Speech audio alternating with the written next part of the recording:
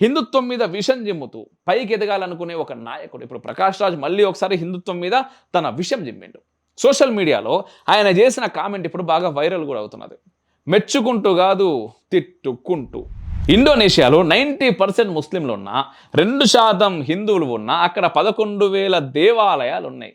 కానీ ఎప్పుడు అక్కడ అల్లర్లు జరగలేదంట. ఎందుకంటే అక్కడ ఆర్ఎస్ఎస్ లేదంట. ఈ మాటలు వింటే చాలా మందికి నిజమేనా అనిపిస్తూ ఉంటుంది. కానీ దీని వెనుక అసలు నిజం ఏంటో మీకు నేను కొంచెం క్లియర్గా చెప్పే ప్రయత్నం చేస్తాను. ఇండోనేషియా అంటే ప్రపంచంలోనే అతిపెద్ద ద్వీప దేశం. 17,000కు పైగా దీవులు ఉన్నాయి దాంట్లో. అందులో బాలి అని ఒకే ఒక్క ద్వీపంలోనే హిందువులు ఎక్కువగా నివసిస్తూ ఉన్నారు. ఇండోనేషియాలో ఉన్న 2% హిందువులు అందరూ ఈ బాలి ద్వీపంలోనే ఉంటారు. ఇదే బాలిలో 11,000 దేవాలయాలు ఉన్నాయి. వీటిలో చాలా ఆలయాలు 9వ శతాబ్దం నుంచి 13వ శతాబ్దానికి చెందినవే. అందుకే వాటిని యునెస్కో వరల్డ్ హెరిటేజ్ సైట్స్లో చేర్చారు. బాలి ద్వీపం టూరిజం వల్ల ఇండోనేషియా మొత్తం జీడిపిలో 15% ఆదాయం వస్తుంది.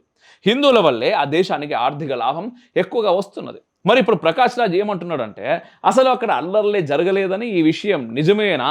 ఇండోనేషియాలో ఎప్పుడూ అల్లర్లే జరగలేదా? జరిగాయి.